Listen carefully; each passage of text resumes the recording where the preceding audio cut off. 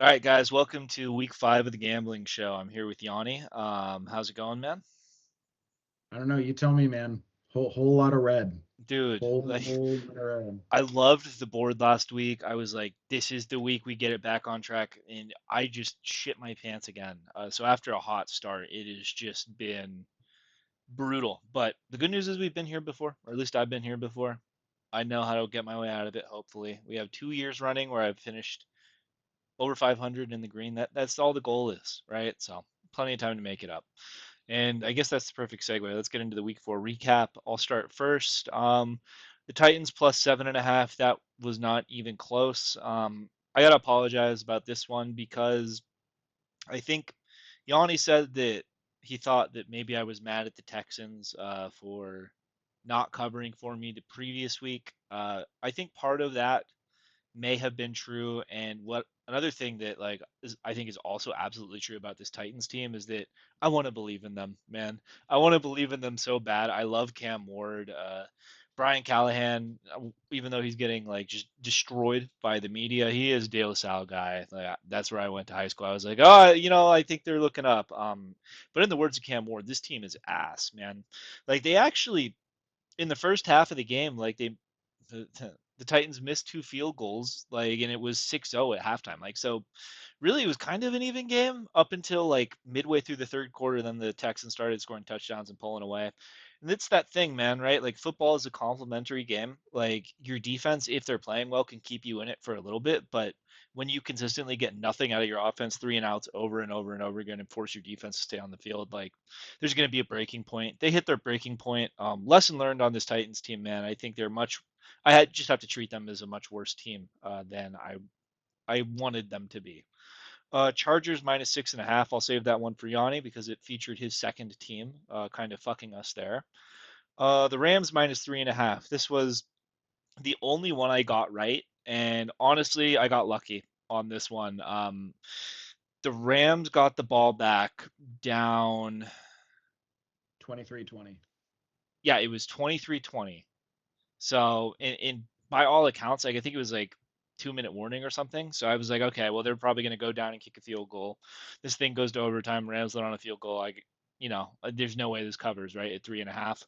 Luckily though, Matt Stafford threw this bomb to Tutu Atwell, who just runs it in for the touchdown. The Rams win by 4. I exactly cover.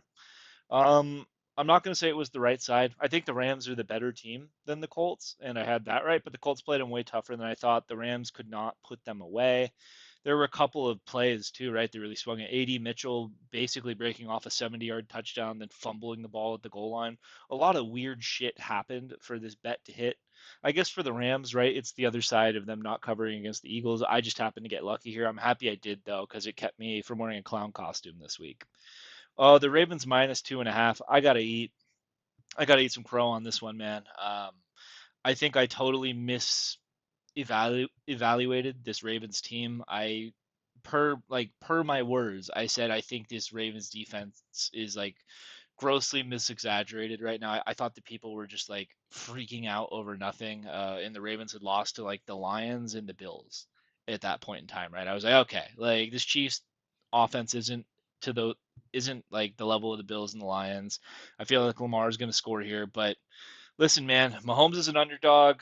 Chiefs historical ownership over the Ravens. The Ravens defense really being banged up, and I would call it a bad unit now.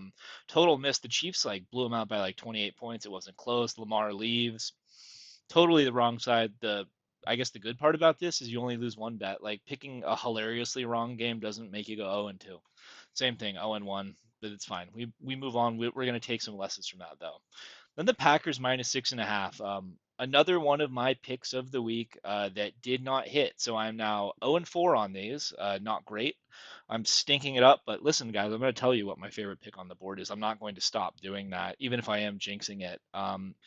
But one of the things that we said coming into this game is we were shocked that the spread was only 6.5 Packers, and we thought that that was giving a lot of respect to Dak Prescott, who, by the way, still playing fantastic. He had one of the games of his life, really. One of my early takes on this Packers team was that you could take advantage of them in the secondary if you were a good throwing team. Dak did that. George Pickens had one of his classic good George Pickens games. He does this all the time. But yeah, it was a good back and forth game. The Packers scored on the Cowboys. That was expected, but the Cowboys hanging 40 on the Packers defense was not expected. I will reevaluate my take on the Packers defense going forward. And, maybe I'll think twice next time I'm laying a huge number against what I think is a pretty good quarterback. But yeah, after the 1-4 week, my only game I hit was in a parlay that busted, so I lost all of my money again. I'm now down to minus $665.10. So that is minus $700 in 2 weeks, boys. That is not ideal. We are going the wrong way. Um, at the end of week 2, starting week 3, I was 6-4. I am now sitting at 8-12. But we're gonna turn this thing around, man. It's a harder board this week, but I think that I landed on some pretty good picks. Yeah. Okay. Vikings -2.5. I don't really know how much I have to say there. I was pretty surprised that the Steelers busted out the way they did. I was pretty surprised that Kenny Gainwell played, I believe that was the RB1 overall game on the season for running back this year. Um, Carson Wentz looked pretty bad. I don't really I mean, it was a 3-point game and they were driving down with a minute left. You know, was that a bad pick by me? I don't know. I thought it was pretty good on process. Like the Vikings have been pressuring quarterbacks really, really badly. The Steelers have been giving up pressures, but like the Steelers really came together and played a complete game of football. Probably one of their better games of the year besides the Jets game. Like I was pretty surprised. I don't know. I'll take the L there. You probably shouldn't be betting on European games between a backup quarterback and Aaron Rodgers on the Steelers at 6:30 in the morning. You get what you get sometimes when you do that. The Chargers -6.5, I believe, at the Giants. Yeah, they were at the Giants. I think missing Joe Alt was pretty important against the Giants front. The Giants like front four is as good as any in the league. They're an absolutely elite unit. It's one of the few things about their team that is so good. Once you lost Joe Alt, dude, and like Herbert's getting teed off on, their passing efficiency sort of dropped off. If Omari and Hampton doesn't make like 3 or 4 Superman style plays, like that offense was getting fairly stymied. You had the nice Quentin Johnston play too down the sideline, but I don't know. I I was pretty surprised. You'll hear it's preview of our upcoming picks. Like the Giants had 35 minutes time of possession against the Chargers D. Like the Chargers had under 25 minutes of possession. That is pretty crazy. To me, that's just one of those weird games that broke a certain way. And Malik Neighbors went out and they still did well. I don't know what. That was a very bizarre game. They gave up less than 100 yards passing to still lose. I don't really regret picking that. I would be surprised if Ted does either. Like I would make that bet again if they played again this week. Yeah. Um, Bears versus the Raiders, and then the over hitting. The over I felt really good about. I was kind of surprised that that was that close. It was 49 points, 25-24. The Bears had a fumbled snap, or not even a fumbled snap. Like the center snapped the ball low and away from Caleb when they were on like the 15, and it caused a field goal instead of a touchdown earlier in the fourth quarter before the blocked field goal. So I don't know. They probably would have gotten a touchdown there, and it would have been a more comfortable hit on the over. It was actually pretty close. And then if they don't get a blocked field goal, I don't get lucky and hit the 1.5. Yeah, I don't even know. I don't want to sit here and pretend like I had the right side of that. I'm pretty surprised that game was that close. I thought the Bears would take a comfortable lead and sort of beat up on them. That didn't happen. I was surprised that the scoring was lower than I thought. Gino was less effective than I thought. So just a weird one. I don't think I had a great read on that, but I did hit my second same game parlay of the year. After the Eagles Chiefs I hit earlier this year, it saved me a little bit on the units. And Packers 6.5, Ted covered. I think sometimes games just they get out of hand. I actually really don't. It doesn't really fundamentally change the way I view the Packers personally. Um, I think Dak is playing really, really good football. And I think Pickens is playing really good football, and Jake Ferguson and Javonte Williams. Like I think the Cowboys offense is pretty good. They're the number one offense in the NFL. They went in there and they played a great game at home.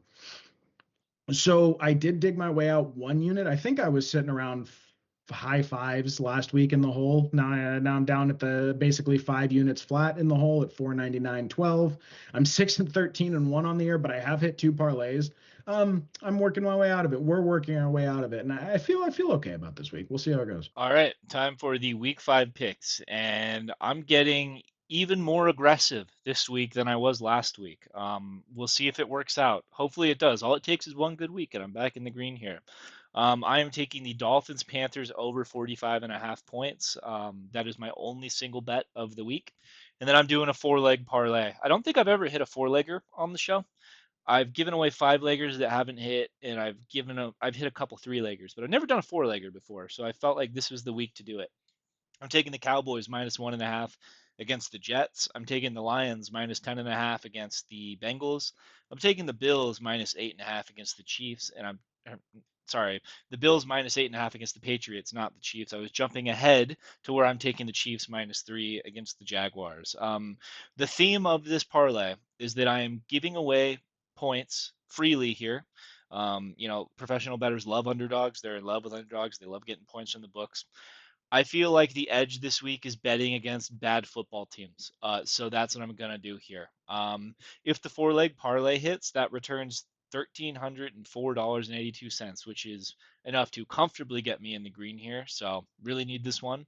If the single game hits, that returns $195.24. On a 5-0 week, I'm looking at like $1,500.06, which would be really nice if there was ever a time for another 5-0 week to do it again, this would be it. The total cost on the ticket is only $200 because we have $100 on the four leg parlay, and then the other $100 is just on the single wager. And yeah, that's it. 5-0 week also gets me over 500, so that's the goal here. Yeah, I'm going with two-leg parlays because I'm not a degenerate that's desperately trying to make up for a rough season. But okay, so we're gonna do the first two legs of my parlay are going to be two totals. I'm betting the Buccaneers Seahawks over 44.5 and the Redskins and Chargers under 47.5. That's one parlay. Second parlay, Giants money line at plus 108, and then I'm parlaying that with the Lions -10.5. Me and Ted are riding together there, and we're riding together on the Chiefs as well -3. I'm single betting that one.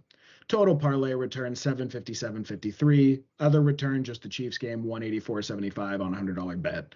Total potential return 942.28 for a total cost of $300. Like I said, I'm roughly 5 units in the hole. I would absolutely love to see that thing go green. It does stress me out, man. It is not, even though we're having fun and we're messing around and you're like, we put hours and hours into this, hours editing videos, hours writing scripts, hours doing research. Like we've dedicated a huge chunk of our lives to watching and trying to understand football. It is not some like menial thing even though we joke about it when we're like, we're not doing well. Like I do take that really seriously. I know Ted does too. So, I'd love to see things turn around this week. I felt a little bit better about the board. I usually only take totals if I feel good about it. We'll see how it goes. And before we continue to the game breakdowns, I feel like it must be noted we dropped to 1-9 on consensus. We missed both of our consensus again last week. So yeah, I just feel like this season's been really weird, man. A lot of these like games that I feel super confident about like are going exactly the opposite way I think it will. But yeah, I mean that's the game, man. Someone has to pay for the chandeliers, right? But we've seen this before. We've worked our way out of the red before. We can do it. Okay, so yeah, look, I think that I may that I the opinion was very split on this. This was sort of a trendy pick to be called by the betting community a trap bet to bet the Giants here against the Saints because the Saints have sneakily been like a pretty buttoned up team, but I am taking the Giants money line on the road and I have a few reasons why, but to get to what's going on with the bets first. 65% of total bets on the money line have gone toward the Giants. 84% of every dollar bet on the money line has gone toward the Giants. That means the Saints are getting just 35% of the bets, 16% on the dollars. Massive public and even bigger whale lean on this one for the money line. The record for the season, which is their money line record, 1-3 for the Giants. The Saints are 0-4. They have not won a game yet this year. But the Saints, again, have been like a little bit more composed than you may think looking at the numbers. They have an offensive rank of 22nd, defensive rank of 18. The Saints have played the Cardinals, the 49ers, the Seahawks, and the Bills. Like that is a really, really tough. Now the Niners had Mac Jones, but like that is a legitimate quarter of your season where to be basically like a middling team, maybe on the wrong half right there, they're bottom 10 in offense technically, but to be a middling team through that is not some joke of a franchise. Like Kellen Moore actually has them playing good football, good enough to be competitive in games, good enough to be occasionally covering spreads, like I don't think they're some dumpy team. And then on the other side for the Giants, they are 20th on offense, 29th on defense. The Giants have opened up their season with Jaden Daniels and the Skins when they still had him, the Chiefs, the Chargers, and who was the last team? The Cowboys. So like the Giants have had a really, really tough run here too. And then they didn't switch over to Jackson Dart until game 4. Russell Wilson, with the exception of the bottom of the league defense and the Cowboys, have been playing pretty horribly and kind of stifling the Giants. I don't know, man. I feel pretty good about where the Giants are at and how good they look. They went out there against Jesse Minter and the Chargers and had 35 minutes of ball control, over 35 minutes. Scattaboo had 30 touches. I know Jackson Dart wasn't great throwing the football and he needs to get better. It was his first game ever. Like I don't know why they cannot sit here and play run control football. I think that's basically what the game comes down to for me is do Jackson Dart and Cam Scattaboo running those read option plays, running the cool QB runs that they had like the power sweep and they actually had like a lead play where Scattaboo acted as the fullback essentially and Dart was like the halfback run and they scored a touchdown and that was a really cool play. I think they're going to be able to play keep away ball from the Saints, right? And then if they are able to do that and the Saints have to drop back and pass, like this Giants pass rush unit is savage. They have played some of the best offensive lines and some of the better offenses in the sport to this point. So have the Saints, to be fair. I like them a little bit better. I like the Giants a little better. I think you're getting kind of a nice opportunity here to double your money. I don't know. I know it's a risky bet. I do. I fully acknowledge it. I want to bet on the momentum. I want to bet on a team that has some really premium assets, whereas the Saints, I think, are just sort of getting by. Certainly it's going to be an issue. If the Saints can go out there and run the ball consistently, I think it's going to be an issue for New York. But I would imagine they're going to try to force Rattler to drop back and pass. I think they'll be able to do it. What do you think, Ted? Would you not touch this bet with a 10-foot pole? Am I doing would Simon make fun of me? Well, I mean, I wouldn't bet it just because I feel like I don't have a very good read on it, right? With Neighbors going down. If Neighbors was in, I'd hammer the Giants here. But when you talk about these two teams, right? Like I think there's a pretty big difference in the I would say it's a massive difference between having these like moral victories, like where you lose but you looked good doing it, and like actually winning a serious football game. And the Giants are the only team that have shown out of these two that they can actually win a serious football game. Like knocking off the Chargers, that is not easy to do, right? That's a very good team. Like obviously Joe Walt goes down, right? So it makes their job a little easier. But that was a good performance, man. Dart looked good, even though the passing numbers weren't there, right? He didn't fill up the box score with a bunch of passing yards. Like he did what he needed to do to move the chains. That was the story of the game, right? That's why their time of possession was so long. They kept moving the chains with Scat and Dart. So this Saints defense, I think they'll have a much easier time here. There is some optimism about the Saints offense and what they've been able to do, especially throwing the ball. Yeah. Like, yeah, I think that's fine. I think that the Saints will score here, right? I don't think they'll get blanked, but if I had to, if you forced me to pick a side, I'd pick the Giants. Just because I feel like the whole Jackson Dart takeover is like such a positive impact for this Giants team too, right? If Russ was in there, I might be interested in the Saints. But yeah, man, hopefully they're turning it around. All right, next one's me. I'm dumping in. I'm dumpster diving, man. I just cannot get over dumpster diving on making bets, but I'm going to do it here. And it's the Dolphins at the Panthers, and I'm taking the over of 44 and a half points. I didn't even have the courage to pick a side in this game, but I thought that number was too low. The betting numbers they don't tell much of a story right now, right? We have a 50-50 split between the over and the under from bettors. We have 59% of the dollars are on the over and 41% are on the under. So we have a slight whale lean towards the over, but I don't think it's that notable, man. I think that a lot of other people were like, there's 13 other games on the schedule. Why would I bet this one?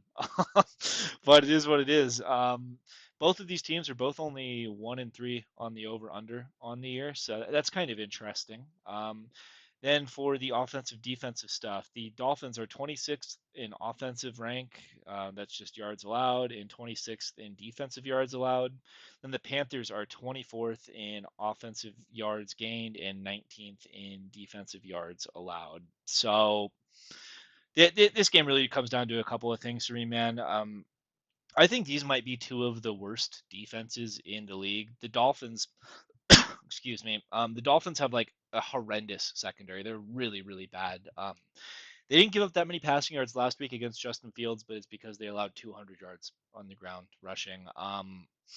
So I think Bryce is playing like shit. Like I get it. Bryce is playing like shit, but they have Tep McMillan, they have Rico Dowdle who's going to be filling in for Chuba Hubbard. I don't think Rico's as good as Chuba, but I think he's good enough. He's like a top end backup, right? So I think the Panthers could score here.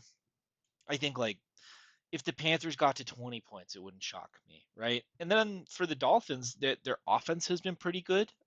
Let me rephrase. They've at least had a pulse over the past 2 weeks with Tua. He's getting marginally better. Obviously, you have the Tyreek Hill injury, which is just brutal for this team. But I've seen this team before Tyreek Hill, where Jalen Waddle was operating as the alpha receiver. I think he can do that. Like, what's going on with the Dolphins and why like Jalen Waddle has kind of had a down couple of years? It for me, it's not on that player at all, and it's just on the situation. But nothing says a get right game than playing the Porta Potty Panthers, in the words of John Middlecoff. So yeah, I feel like this total is super low. It covers for like like this game could get squirrely, right? Like it wouldn't shock me if one of these teams like beat the other one by like 28 points, right? Like if the Dolphins somehow come out here and win 35-10, I'd be like, oh well, okay, well that's crazy, right? And on the same token, right, if the Panthers like somehow beat the crap out of the Dolphins and Tua throws a bunch of picks or whatever, maybe the Panthers get a defensive score, that wouldn't shock me either, right? Like when you have two teams that are this bad, I feel like there's a lot of variance that gets thrown in. But listen, man, if I think both of your defenses are terrible and there's at least redeeming qualities on your offensive side, I'll bet the over here. Do I love the bet? No, I like it. Like it was the only one that didn't make it in the parlay, so it's the one I'm the least confident in out of my five, but it seemed good enough to me to take. What do you think, man? I know that you are not as low on the Panthers defense as me, specifically the secondary. No, but for the Dolphins side, their last three games, or three of their last four games, they've allowed over 30 points. So like that's pretty bad. As far as the Dolphins end goes, so Ted McMillan, this is sort of interesting. He has over 4 yards per route run against man coverage. He has been one of the most effective, actually the most effective receiver in the NFL against man coverage. Now the Dolphins don't run a ton of man, but I think there's like a capacity there for him to really torch him this week. As far as the Panther side of it, they're 14th in yards allowed, but they're bottom 10 against the rush, which I think is funny because for you, guess who the Dolphins have?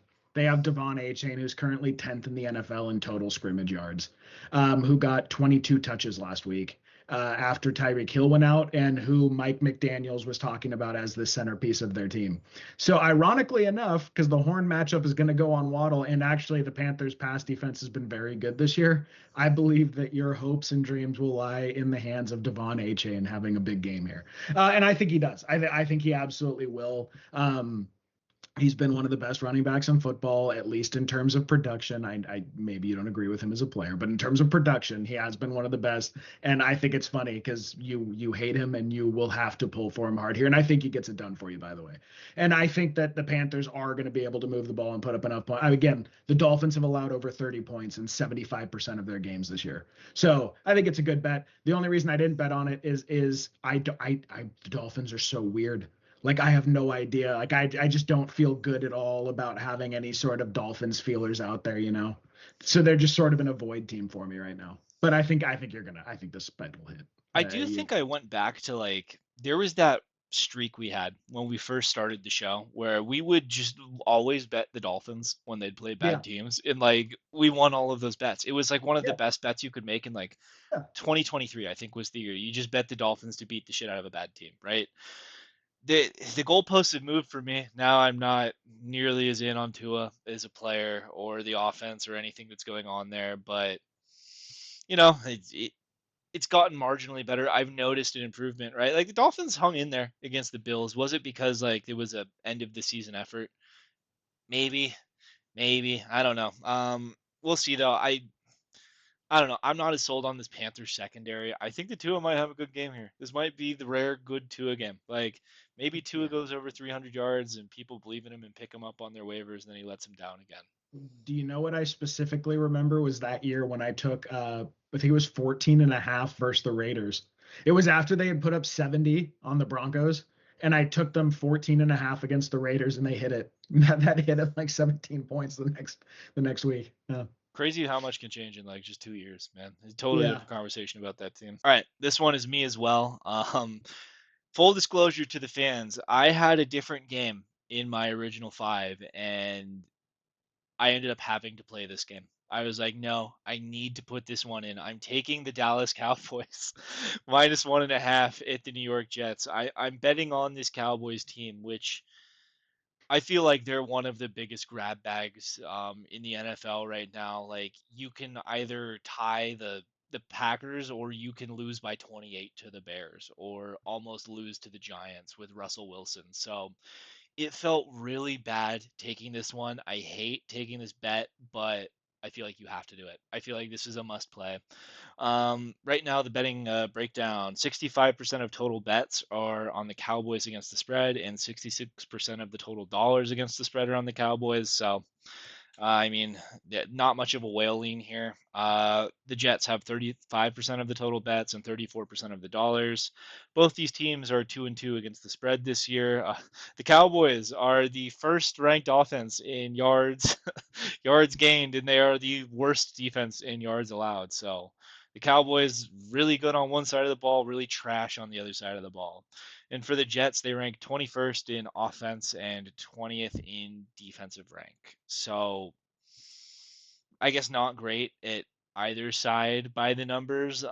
But I mean, there's stuff to like about this New York Jets team, right? Like Justin Fields, while he is not a winning quarterback, he has been a great fantasy quarterback if you've had him. They ran for like 200 yards last week against the Miami Dolphins. The Jets had the surprising week one against the Steelers where it was the highest like point total of any game of the week. So the Jets like they can have their moments where their offense looks good, but to me, this is a bet against our friend Justin Fields. I know Yanni is not, Yanni is a Justin Fields defender, and I am too now for fantasy football. I think that in the right matchups, he's a fine play, and I actually really like Justin Fields this week for fantasy. Matthew Berry ranked him as the number 2 overall quarterback on the week. Take for that what you will. But Justin Fields is 0-25 when the team he's playing scores 20 points or more. So like when you look at that, right? Like the Cowboys are a generationally bad defense. I think that Justin Fields can go over 20 points here. Like I really do think he can do that, but I don't know how this Jets team is getting stops, man. Sauce looks absolutely cooked to me. Sauce looks awful to me. Like Tua looked good last week against this Jets team, right? And now you got Dak coming off his best game of the year. Like George Pickens, like hopefully we're in the part of the George Pickens cycle where he's still good.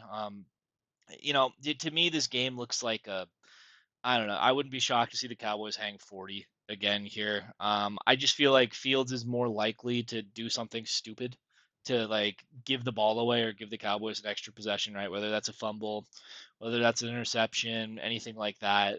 So really, it's a bet on a unit that I like in the Cowboys offense. It's pretty much the only unit I'm enamored with in this game. So 1.5 points seems like a good deal to me. The line actually moved this morning. It was at -2.5, and now it's moved to -1.5 Cowboys. So I got a better number here. I wonder if it's a trap. It might be a trap. When you have a defense that is bad as the Dallas Cowboys, I think that any team is live to beat you. But 0-25 career, when your team allows 20 points or more, I that is a trend that I just cannot not bet here on an offense that I like. That's why I'm taking the Cowboys. What do you think, Yanni? Have you been burned enough by the Cowboys this year? Like, are you just like avoiding this landmine that I'm stepping on? So this was like my sixth game. You know how I told you I always do my five, my list of five, and then I have a few like subs, and I sit here and try to figure out what I like the most. This one was actually close, but yeah, dude, they burnt my ass on that fucking Bears game where they looked so bad. I was like, well, I can't. I got a little emotional here, right? But I'm like looking through my notes for this. My big heading on here was game script dependent matchup, and here's why. The Jets allow the fourth fewest opposing passing yards per game. They are the number 4 passing defense in the NFL. They allow the third most rushing yards per game. So they are a bottom 3 rush defense, bottom 4 or top 4 pass defense, right? On the other side, their passing game has been a joke. They produced the 29th fewest yards through the air, but they are the third ranked rushing offense for the Jets, that is. So, like, to me, right, this game is very straightforward. If the Cowboys can get a lead and they can run the ball, the Jets are going to fall behind, and they're going to fall behind quickly. And then it's going to be, Justin Fields dropping back to pass and probably not having a great time, right? The game could get out of hand pretty quickly in favor of the Cowboys if that happens. If they get ahead and they allow Javonte Williams to start running the ball, like the Jets are going to take body blows like they have against the run all year, and this thing's going to be over. Where it gets interesting is on the other side. If the Cowboys can't stop the rush, which has been a serious problem for them this year, if Brees Hall really gets going, if Fields really gets going, and then the Jets get a lead and they can play with a lead and they can run the ball, and Dak has to drop back and pass, the Jets have actually been really, really effective against the pass this year. Pickens versus Sauce is sort of interesting. I think on paper, a lot of people would say that's an edge for Sauce, but I also agree with you that he hasn't been playing well this year. And Pickens, honestly, like, Pickens has looked as good as any receiver in football so far, especially against man coverage. Especially against man coverage, which we know as Niners fans, their defensive coordinator, Mr. Wilkes, loves his stupid blitz and then man coverage, right? So, like, Pickens has the propensity here to really go off. Um, it's really interesting to me. To me, this is purely a question of game script. That's it. Whichever team has the lead and can get their run game going and can force the other team to pass is probably going to win this one. It's really interesting. I'm very curious to see how it goes. I certainly favor the Cowboys in that equation. I almost bet them. But also, would we be surprised here?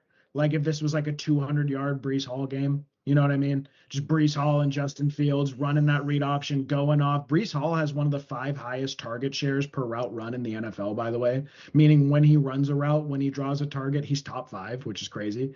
Like I could totally see him getting loose this week. So yeah, I think it's risky business is what I'm saying, because that game script thing is so important here. But I would bet the Cowboys, and I was close to doing it with you. So I guess you're giving a lot more respect to any part of the Jets defense than I am, man. Like I when I see Tua look good against you, I'm like, all right, you guys are a joke. yeah, I division game, it is terrifying though, giving up points for a team that we think might not be able to stop the run, right? Like the Cowboys had a good beginning of the season stopping the run when they played the Eagles, who, as it turns out, their rushing efficiency has been terrible thus far. They played the Giants. That was also like just a drop back and throw game for Russ, right? And then we saw them get gashed by the Bears. Well, they played pretty good on the Bears too, but like they're playing teams that aren't rushing the ball very well, right? Like this yeah. Jets team with Brees Hall now, like the Jets are being forced into giving Brees Hall the ball now that Braylon Allen's injured, right? Like there's no more of that like splitting up the work stuff. They're gonna have to give the ball to the best player, so that is scary. I just feel like I don't know how the Jets are gonna stop the Cowboys. I just don't. I just don't. Right? Like I don't know. We'll see. I love that Justin Fields trend though. Watch it be the one week I put it in the slides that he goes 1-25 and wins this game. It would just be on brand for the season, I Dude, I guess. thought that was a great. When you hit me with that, I went, "Oh my god!" I had to go like look it up because I thought there's no way. Yeah, it's crazy. That's a crazy statistic. And he's going to make $40 million over the next 2 years. Okay, so this one, by the way, it's hilarious. So my little game primer that I do with betting games. This one just says this is the entire thing. Mostly vibes here, LOL. Right. So I just look. I feel like these two teams are playing really good offense. I feel like Tristan Wirfs is back. We're not going to get Mike Evans on the Buccaneers. I like the over. I like the Buccaneers and Seahawks over 44.5. So does the public. So do the whales. We're at 60% of every bet has gone on the over. 81% of every dollar has gone on the over. This is a super sharp pick. I'm happy to be riding with the big guys on this one. Over under record for the year is 2-2 for the Buccaneers. For the over, for the under, that's over/under 2-2. Same thing for the Seahawks. So they've split them. Both of these teams have been pretty good defensively, which may seem like it's a weird thing to bet the over in that game because the 4th ranked unit in the Buccaneers, 11th ranked unit in the Seahawks, and they've both been middle of the road offensively. 15th for the Buccaneers, 16th for the Seahawks. Look, there are serious stakes in this game. Like this is an early season game that we may look back on as something that defined wild card seeding. It may define who won a division, who didn't. It could really, like, the Buccaneers came out on fire. They almost came back against the Eagles. Like they're just such a game team this year. They're such a buttoned up good team. They've been doing this without Mike Evans. Chris Godwin comes back last week and gets 10 targets. Emeka Egbuka is making his argument that he was the best wide receiver in this class. Personally, I think it's between him and Ted and McMillan, and he's outplayed Ted at this point. I would still prefer Ted, like if I was drafting tomorrow, but like Egbuka's been the better player. There's no argument there. He's come out shot out of a cannon. Just looks tremendous, right? So I think this Buccaneers offense is really, really good. Dude, Tristan Wirfs is like as good as it gets in football. So glad the 49ers took Javon Kinlaw over him. Why would we want a Tristan Wirfs in our franchise, man? When we have the ghost of Javon Kinlaw who's since moved on from us. Uh Look, this one, right? It's also a cool strength for strength thing on either side of the ball. The Buccaneers absolutely love to pound the rock. The Seahawks would prefer that you try to pass the ball on them. They would prefer you don't sit there and run against them. The Buccaneers prefer you run against them. You don't sit there and pass the ball. So, like, I think we're gonna have a Sam Darnold and JSN field day. Sam Darnold's one of my favorite streamers as quarterback this week or in daily fantasy. Get him in there. I love that stack for daily fantasy. And then what happens with the running back usage from Seattle last week? Kenneth Walker got 19 touches. He led the total game in touches for the team, right? But that was also coming off a Zach Charbonnet injury. Charbonnet had the 2 goal line touches, should have had 2 touchdowns if a weird call doesn't go against JSN. Who gets the majority of the work there? I wonder if they decide to pass more because Kenneth Walker's been a much more effective receiving down back. Does that mean Kenneth Walker gets another full go game? I don't know. I think it's an interesting. Me and Ted have been going back and forth about that for 3 years now. So, we see it a little differently. This is purely how I see it. I think if they run out 65% Kenneth Walker and he's catching dump downs, that raises the ceiling of the offense significantly. He's been really, really good in pass catching this year. And I think they're going to have to do a little bit of that here. Rashad White has been extremely productive the last 2 years when he's had no Bucky Irving with him. When Bucky's been out, Rashad has gone off. And Sean Tucker leads the NFL in explosive rush rate since coming in the league in 2024. Sean Tucker, 44% rostered Sean Tucker on underdog in the last round of every draft I was grabbing him.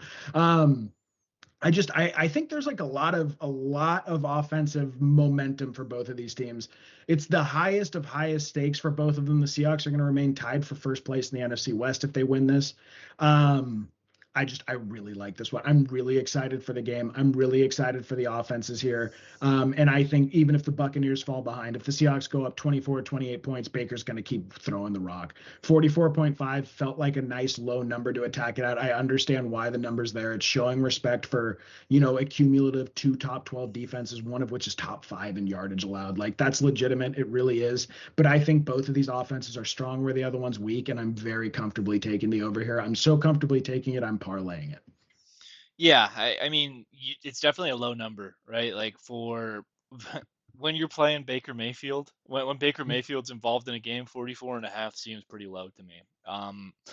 There are some things that worry me about this game. I thought the Bucks played pretty good coverage last week against the Eagles. Like Mhm. they played pretty decent coverage. So it feels like the Seahawks are like a one person show with Jackson Smith the Jigba. Um, I I don't I don't know. Like, do I think the JSN is going to be able to get open and get his yards? Yeah, I do. But what happens when Darnold has to drop back and throw it to other guys, right? Like, I'm not sure how open they will be. Maybe Ken Walker is a good answer out of the backfield, right? Because I don't think Torrey Horton or Troy Horton or whatever his name is, right, is going to have a big one here. I don't think AJ Barner is going to have a breakout game, anything like that. Then on the other side, right, the Bucks are just so banged up. Like you said, no Mike Evans, no Bucky, Chris Godwin's gimpy, no Jalen McMillan, right? So it really is like Buka go out there, go out there against. He's probably going to be matched up on Witherspoon, right? Like highly drafted player. I remember when he was a rookie, people were calling him defensive player of the year or defensive rookie of the year, and I fought back against it. It's only going to be his second game of the season, so we'll see how that matchup looks.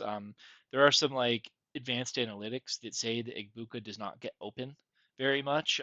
It's kind of like similar to Keon Coleman, also gets killed on those metrics, but the production is way different. So we'll see.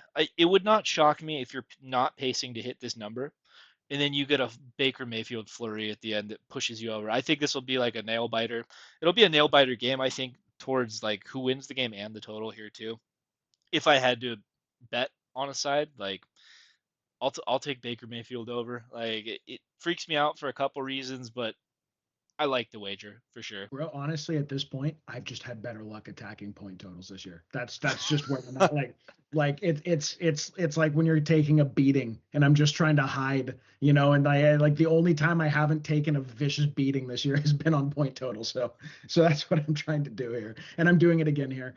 Redskins versus Chargers. I'm taking the under on 47 and a half. 76% of total bets have gone on the under. 74% of every dollar bet has gone on the under. Yeah, and then the Chargers offensively and defensively have been pretty good. They've been eighth in total offensive yardage, third in total defensive yardage. The Skins, surprisingly, as they've been dealing with their injuries to Jaden, to Terry, they have been 12th offensively, 24th defensively. Look, so this week they're not going to have Terry back, right? And then Debo Samuel's been injured all week. It seems like I think he's going to go because they haven't said he's out yet. And he was like doing podcasting this week. I would be pretty surprised if he was doing that and not going.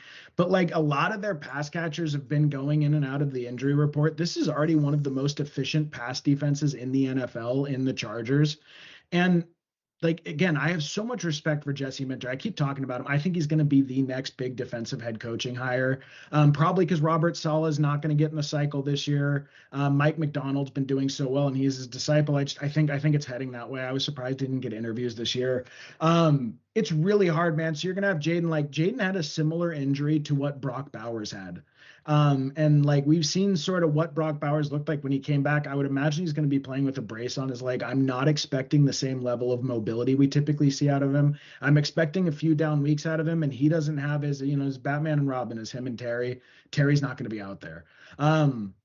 I'm wondering if we finally see a Bill Krosky Merritt breakout here because he's been so much better on a per rush basis than McNichols or Rodriguez, but they've been reluctant to give him full run.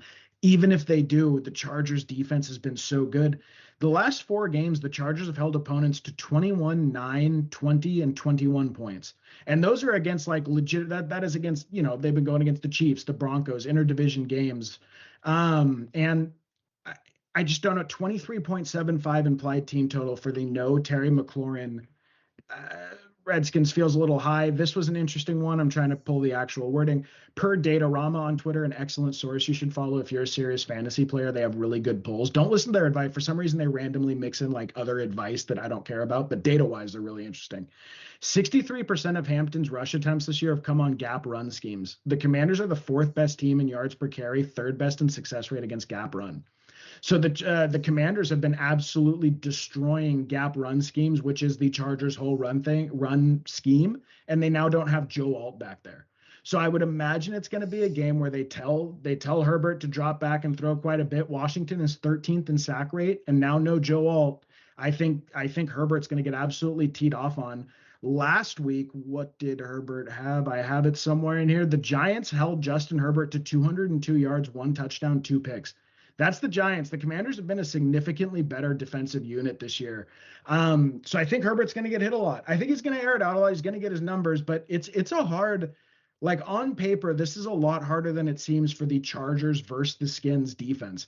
And it's really brutal for the Skins versus the Chargers defense, like 47 and a half. Yeah, I thought that was way too high. That was one of the highest point totals of the year.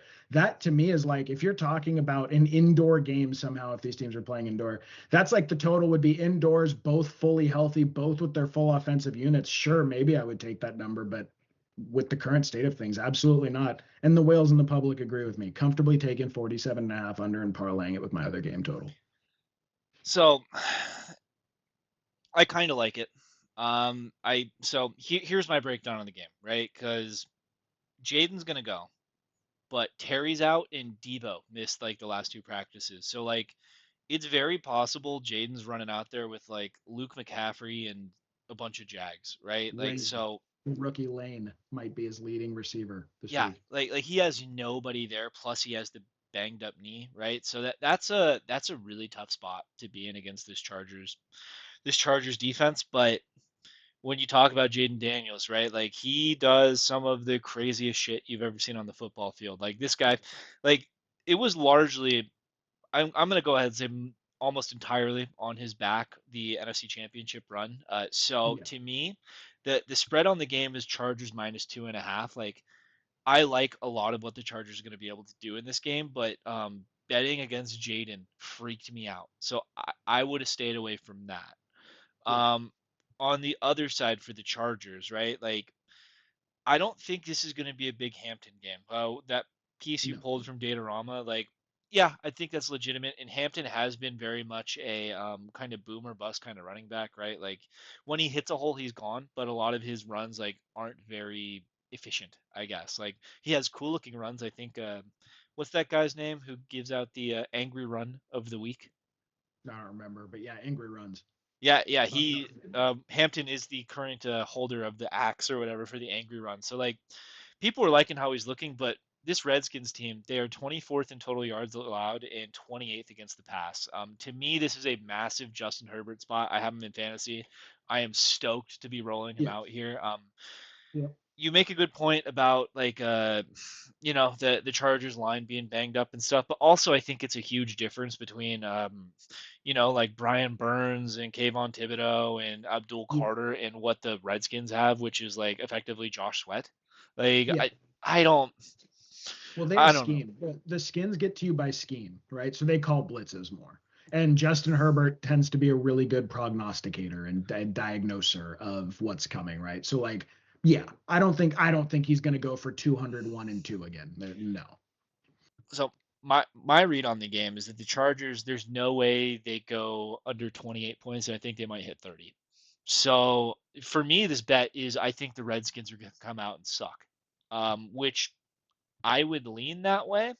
But I worry like if Jaden does some Superman shit, like Yeah. it could be close and you could lose it on that. But I don't mind the wager because betting against Jaden as an underdog I did not like.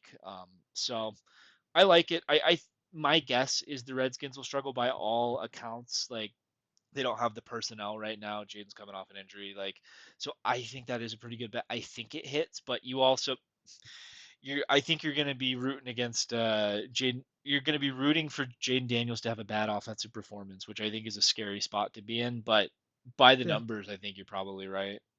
I mean, that's a good point. Yeah, that's a good point. Very good point. Can't That argue that. that kid has some magic shit. I don't know what it Oh, is, man. Like not. It's very rare we see a player come into the NFL with like that level of just playmaker that Jaden no, he's has. So a even smooth when the fun. chips are down, it's tough. But based Dude, on like everything we know about the game, I think it should be right. dude, I owe that guy thousands of dollars. I had him on so many fantasy rosters last year. I love Jaden. I just don't think he's totally healthy. I don't think the skins are healthy, you know? Another former Sun Devil, just like your guy Scat. Turns out they make some pretty sick NFL players down at Ayuk. ASU. Yep, Ayuk too. Yeah, I mean I'm mad at him right now, but yeah, the early Ayuk was very good. All right, this is a consensus bet of ours. Full disclosure, we're like 1-9 on the year for this one. So if you guys like the Bengals, go ahead and bet the Bengals. But this is a consensus pick. We're laying 10.5 points with the Detroit Lions going into Cincinnati to play the Bengals. I saw some of like the sharp betters or whatever were picking this Bengals side this week. So we are, I mean, based on the betting splits, it's not a square bet, but some professional bettors think it is.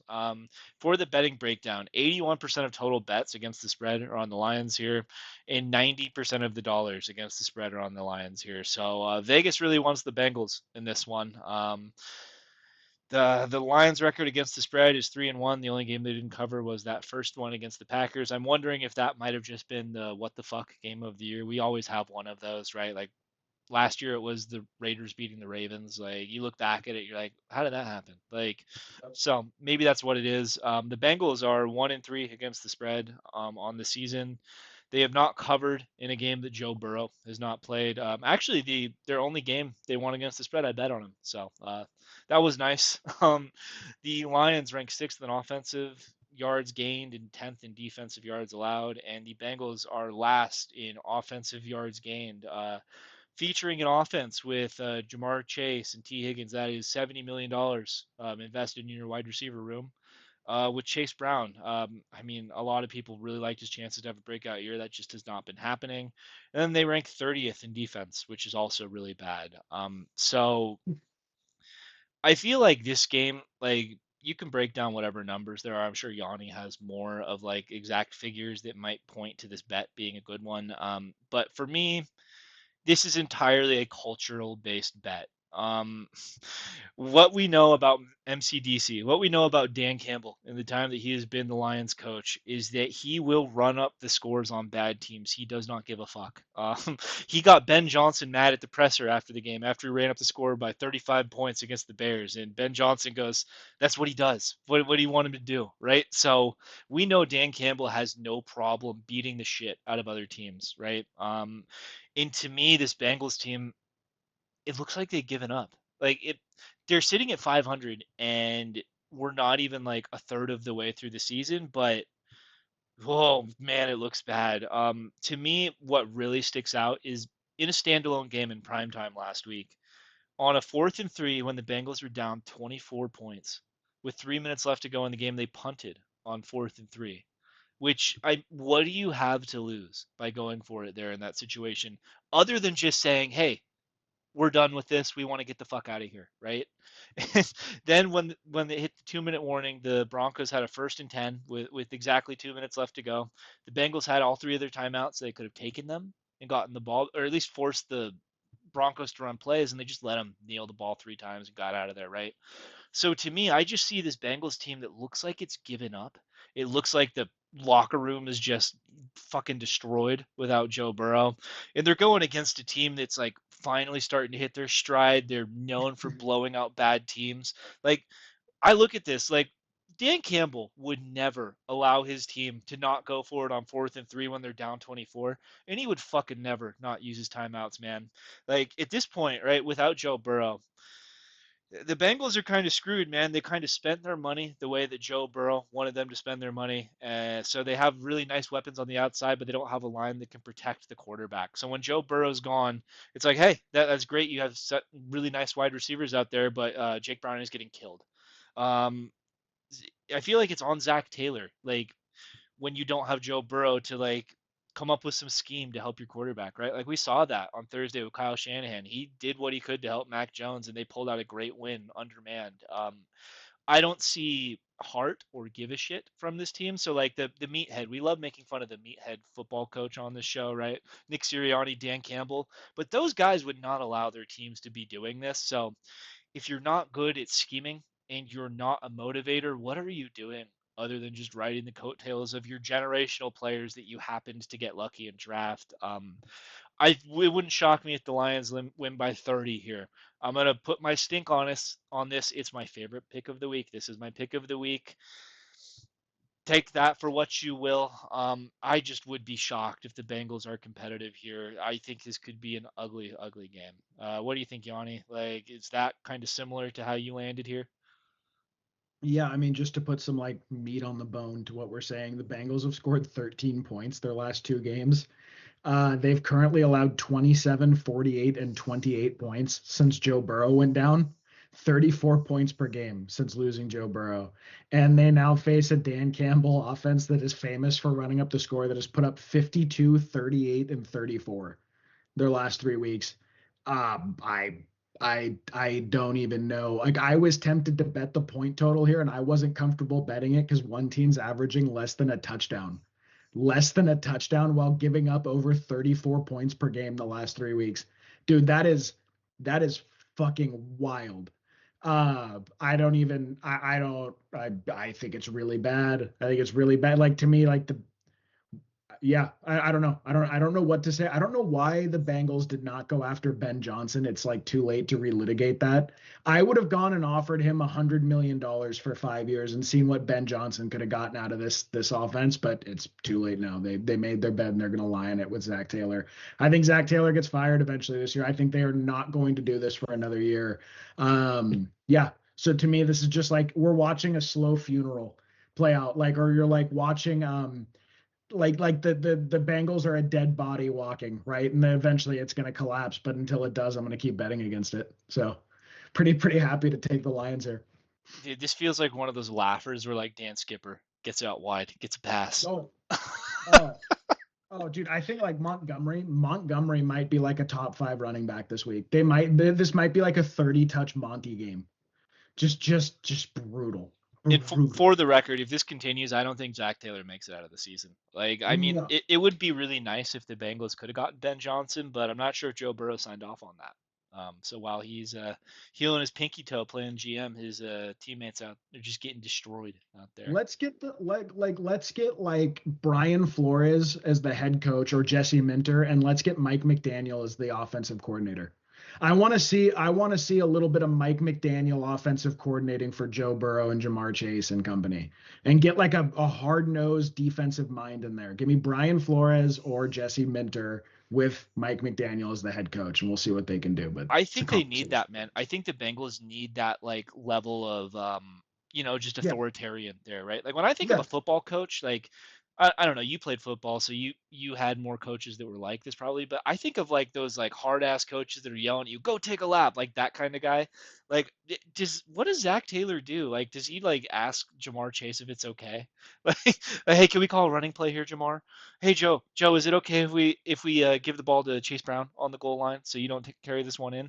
Like to me, like there's so much culturally wrong with this Bengals team. Like the whole thing is a house of cards as soon as Joe Burrow goes out. Like, it's crazy to me. Like I like Jake Browning. I thought that he was going to do good. I feel like that was a terrible call on my end.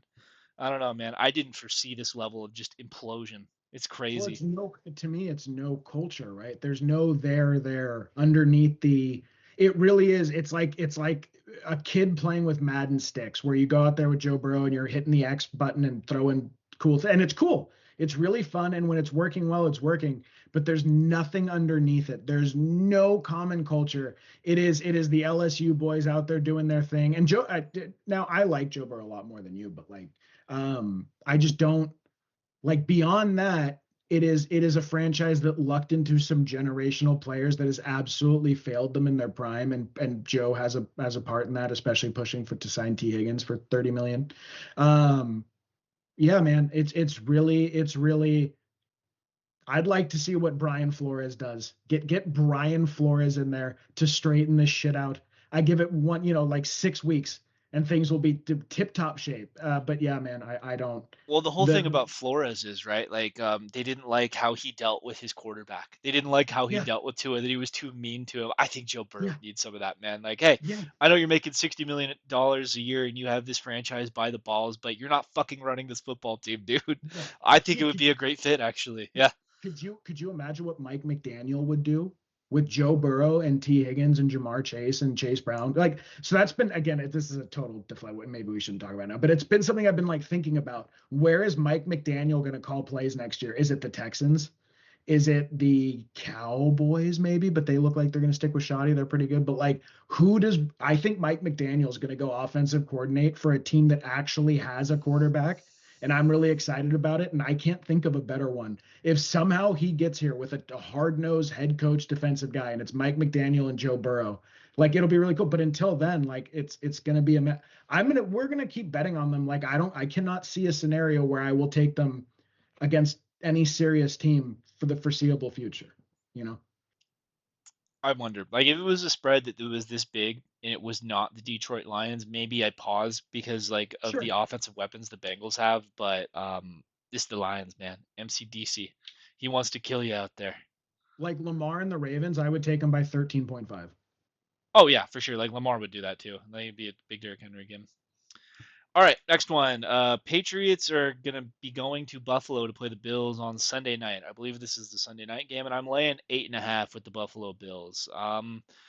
Here's like the bet down of here's the breakdown of like the betting stuff. 44% of total bets against the spread are on the Patriots, and 48% of the dollars bet against the spread are on the Patriots. So we have a slight whale lean, taking the underdog here, taking the 8.5 points. I'm saying fuck it, I don't want them. 56% of the total bets against the spread are on the Bills, and 52% of the dollars. So it's close to 50-50, but not quite. The Bills are only 1-3 against the spread this year versus the Patriots, who are 2-2. The Patriots rank 14th in offensive yards allowed or offensive yards gained, 16th in defensive yards allowed, and then the Bills are second in offensive yards gained and ninth in defensive yards allowed. So historically, right, like it has not been the case this year because the Bills are undefeated, but 1-3 against the spread. But historically, like over his career, Josh Allen has been great at covering these large numbers against inferior teams. So I feel like the Bills, like just as an organization, are a clear step above the Patriots. The, the Patriots are, what was the figure, Yanni? Are they like 28th against the pass or something like that? What Uh, is it the exactly? the Patriots are currently, yeah, they give up the ninth most passing yards in the league. They're second against the rush, but as you added to our notes, which was a good point, they're second rushing yards given up. However, they played the Raiders, Dolphins, Steelers, and then the Panthers when Chuba got hurt. Yeah. So yeah, they're a bottom 10 pass D. They are technically on paper a successful rush defense, but that's pretty contextual. Yeah. So like the Bills, their offenses look good this year. I think that Josh Allen's once again playing at an MVP level. So I feel like the Bills are they're gonna get their points here. Like the Patriots, really my take on the Patriots this year is that they are a much more well coached team with a quarterback that has steadily been improving. So they kind of take care of these bad teams. Like they lost to the Raiders week one. That might also be one of those what the fuck games. Like at the end of the year, we look at that and wonder how that happened. But like I don't know, man. I feel like the Patriots they'll take care of business against bad teams, but I don't think that they are going to be able to hold up against these good teams here. We have Christian Gonzalez is going to be playing for the Patriots, but who does he go on, right? Like maybe Keon Coleman, but what the Bills do better than anybody else is spread the ball out. They aren't really relying on one guy to be their alpha wide receiver. Do they maybe trade for one? I know Tyreek's off the board now, but I think the Bills probably make a move to try and bring someone in. But yeah, man, like to me, I think the Bills are going to be able to score here. Probably 30 to 35 points would be my guess. I like Drake May. I like the Patriots. This Bills defense is, I believe, they're first in pass yards allowed right now. They're really what the Bills are is they're specifically built to beat the Kansas City Chiefs. Like the Chiefs have been like the number one obstacle for the Bills in the over the past like 3 years, right? I think the Bills have been knocked out by the Chiefs every single year over the past 3 years in the playoffs. So really, they've designed their team around having good secondary play. They kind of give up some rushing yards, but they're really trying to beat like great quarterbacks, right? So right now, Drake May accounts for 77% of all of the Patriots' yards this year on offense. Like, so really, he's been the best player on the Patriots, and when they win, like it's been Drake May playing really, really well. You know, I like Drake May, but he's not Patrick Mahomes. I feel like the Bills are going to be able to take advantage here, and like the how you beat the Bills team, and we've said this when we bet the Ravens against them, is you run the ball at them, right? Right now, they have their like three-headed rotation with Antonio Gibson, Ramondre Stevenson, and Trevion Henderson. Like I just don't see a super strong commitment to the run here, right? Like maybe eventually the Patriots start featuring Hendo more and like they want to run the ball more. But right now, I just don't see it. I think stylistically it's a bad matchup. And really the Bills here, they got to be thinking, right? This is the only other team with a pulse in their division. So if they put this one away and put it away decisively, man, like this thing's just about over anyways. I like what the Patriots are doing. I think they're on the right track, but I just don't think they're there yet. And I'm comfortable laying the 8.5 with Buffalo in this case. What do you think, man? Is Josh Allen going to sell me?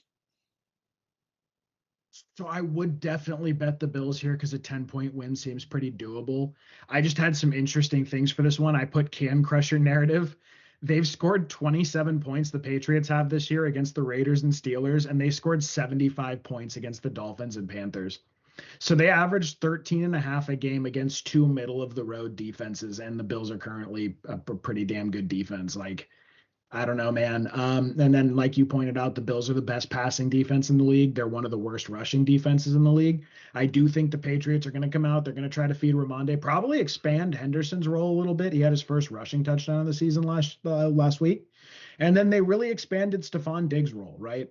So they're probably going to go out there and try to throw 10 targets to Stephon Diggs, and then I'm curious what usage Henderson gets. Like, it's interesting to me that if they can keep the game close and they can keep running the ball and keep the ball out of Josh's hands, like maybe they keep it close. But like 10 points is a pretty small. You're not betting like 11 or 10.5 even here, right? You're betting that they can win the game by a field goal and a touchdown. And like, dude, these teams are so far apart. Drake May, what did he have in the Steelers? 5 turnovers. in the game against the Steelers when He he was only trailing? he only had one pick and one A fumble, fumble. Oh, but they the had running backs fumbled 3 times as well. Yeah, but he's they been turning had the ball over like against these like competent teams. Yeah. And then the Raiders. Well, to me, the common thread there is he was trying to chase points, right? He had to try to get the team back in. Like I believe in Drake May's potential a lot, actually. I think he's got all the potential physically in the world. Like I think he will be a good player eventually. But this season in the 2 games where he's had to really chase teams and put points on the board, he has not done well and he's turned the ball over a lot. And like I just imagine the Bills are going to get a lead. They're going to force him to try to air it out, and then they're going to take advantage of him. The only thing that's interesting to me in this game, as far as what could possibly bust this pick, is if the Patriots run game really gets going, they even out time of possession, they keep it in a neutral game script, and they can use Ramondre and Henderson, or maybe it's like a Henderson breakout. But I don't think that feels like, just doesn't feel like this is going to be the defense where it happens. They're too good, you know. So like I think you're going to get it. I'm also just a little weird about taking big division, 2-score division guys, right? It's the only reason I didn't bet it, but like I think you have the right side. I would ride with you here if I had to pick a side. I will say, if the Patriots can cover this number, I will officially call them ahead of schedule from where I think they are. Right? Like, Oh yeah. we'll be able to tell a lot from this game, but I think the Bills is the side here. Okay, we're riding together on this one. The Chiefs -3 going to the Jags. Matchup of two pretty high-performing defenses to this point in the year, and high-performing offenses actually. 61% of total dollars bet on the spread have gone on the Chiefs. 70% of every dollar bet's gone on the Chiefs. You usually see a pretty heavy public and whale lean on the Chiefs. It's just one of those teams, right? Because they're so popular. Everyone likes to put money on them. The season record against the spread for the Chiefs is 2-2. The season record for the spread against the spread for the Jaguars is 3-1. The Jags have been snaking betters on what may have been a mispriced team in the first quarter of the season here. They've also had some pretty easy matchups. I think these numbers are a little bit inflated for the old Jags. And like everyone's gonna point to the Niners game. They beat the Niners by 6 points on 3 Brock Purdy turnovers when he was playing on 1 foot. Like I I don't know Can't how forget the much of a testament. overturned Upton Stout interception too. Like there were so many Yeah, plays in that game that were just like backbreaking. Yeah, man, like they've been I think sort of feasting on like Jake Browning and Bryce Young and 1 foot Brock Purdy.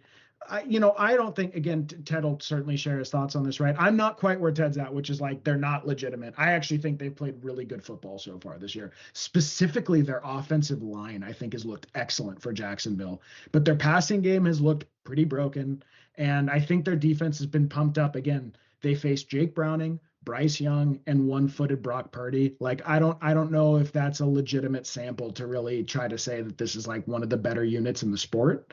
But as things sit, the Chiefs are the 16th ranked offense, 13th ranked defense. The Jaguars are the 10th ranked offense, 15th ranked defense. And the Jaguars feature one of the most deadly rushing attacks in the sport. They are currently fourth in rushing offense. ETN has produced 98.5 rushing yards per game. He's averaging 6 yards per carry. Travis Etienne, they are number one in the NFL in yards before contact per rush attempt, meaning their line on blocking generates the most yards before contact per rush attempt. They are also allowing the fewest quarterback hits in the NFL. An interesting fact I pulled off BetMGM.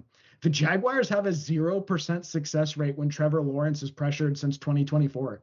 So if Trevor Lawrence has anyone in his face, they have a 0% success rate on passing plays, but they don't let him really get touched a lot. But look, so I think that the Jags rushing attack is fucking legitimate, man. And their defense has produced 13 turnovers this year. It is a league leading 13 turnovers, but this is where I think it's a strength for strength thing. The Chiefs have 1 turnover this year, and that's a Patrick Mahomes interception, right? The Chiefs are they're like the king of don't turn the ball over and play dink and dunk efficient football. They just got Worthy back, and Worthy's first game back with Mahomes. Mahomes went for 270 and 4 touchdowns. Like to me, Mahomes is playing his best football he's played in 3 years. I think the Chiefs have to feel like with the Ravens being a little wonky, with the Bills being, I guess, a little vulnerable defensively, you could say they haven't been quite up to par. Like I think they have to be eyeing another run, right? They've been doing this without Rashee Rice coming back. They know he's coming back. They're really high on Brashard Smith. Like I feel like there's a lot of momentum right now for the Chiefs, and I don't know why maybe just people are sick of talking about Mahomes, maybe in fantasy too. But like, dude, Mahomes is like he's playing extremely good football right now. Um, I What else did I pull? Oh, here was two cool ones too. The Chiefs are undefeated since 2024 when scoring 22 points or more in the regular season. That's insane. Undefeated when scoring 22 points or more. They're also 11 and 0 since 2024 when they lead in time of possession. So the Jaguars are currently, since 2024, give up the second highest time of possession to opponents in the NFL.